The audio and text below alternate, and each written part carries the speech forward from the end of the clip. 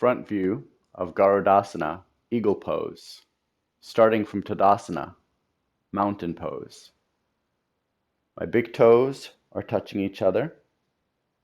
Heels are slightly apart so that the outside edges of my feet can be parallel to each other. The knees are directly over the heels so that my shins are perpendicular to the floor. Hips are over the knees, shoulders over the hips, and arms hanging to the sides with the palms facing forward.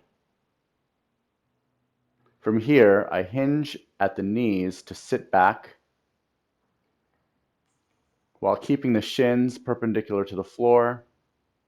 I reach forward with the arms to counterbalance the weight as I sit back in my imaginary chair. The counterbalance allows me to prevent my knees from tracking too far forward, hands to the hips. I make sure that my shoulders are stacked over the hips. I lift my right leg up high into the chest. Continue to sit low in the imaginary chair. I draw the right knee across the chest to the left until my right foot can sit on the outside, the left side of the left knee. From there, I slide the right foot down along the outside of my left leg until my right foot can touch down with the toes to the floor to support the balance. I also have the option to take the foot off the floor and wrap it behind the calf. Continuing with the front view, now the upper half of the body. Arms can come away from the hips out to the sides. And then I swing the arms down so the hands come in front of the hips. And if I were to continue swinging in this direction, the elbows would cross each other. Recall, right knee was over the left knee in the legs. So because the right knee was above, the right elbow will be below the left elbow. So I continue to cross, right elbow under the left. I bend the elbows, draw the elbows up until I can bring the palms of the hands to touch the tops of my shoulders, opposite shoulders, right palm on the left shoulder, left palm on the right shoulder. And I can stay here, enjoying the gentle pull of the shoulder blades apart.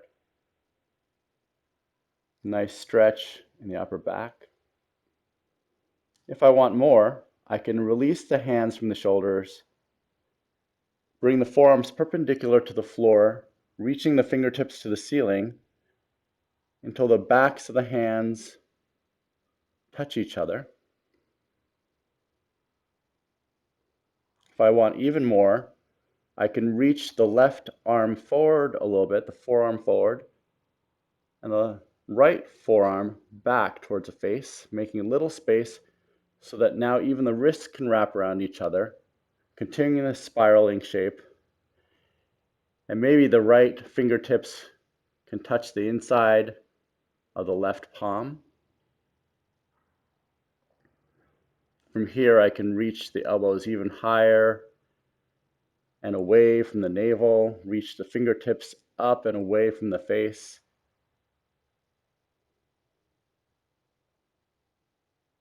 And I listen to the breath to help with the balance.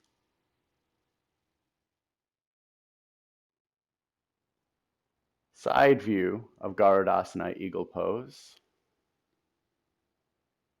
Starting from Tadasana, I sit back in the imaginary chair. The shins continue to be perpendicular to the floor. Hands come to the hips. This time I lift my left knee up into the chest and cross it to the right until the left foot can be on the outside, the right side of my right knee.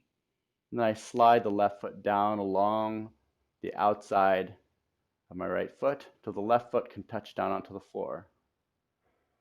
Again, I have the option to take the left foot off the floor and wrap it behind my right calf. But today I'll keep it on the floor so I can have the balance and concentrate on the rotational aspects of the legs. There's a tendency as I reached my left leg across to the right for my hip to want to move along with it to the right. So sometimes it helps to have that hand, the left hand on the left hip, to keep the hip where it is squared forward. From here, I sit a little deeper, draw the shoulders back so they're directly over the hips, and I expand the arms out to the sides. From here, I swing the hands down so they're in front of the hips. And if I were to continue swinging in the same direction, my elbows would cross each other. I cross the left elbow under the right elbow because the left knee is above the right. So because the right knee is above the left knee, my right elbow is under the left elbow. I bend the elbows so the palms can reach the shoulders, palms touching the top of the shoulders, opposite shoulders. Draw the elbows up and away from the navel. And then I reach the fingertips up to the ceiling as I let go of the shoulders with the hands, forearms perpendicular to the floor, backs of the hands touching.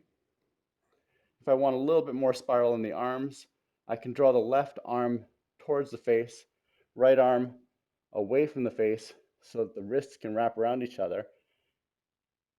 The palms can touch the hands, and now I press them into each other. As I squeeze the spiral in the arms, I can squeeze the spiral in the legs.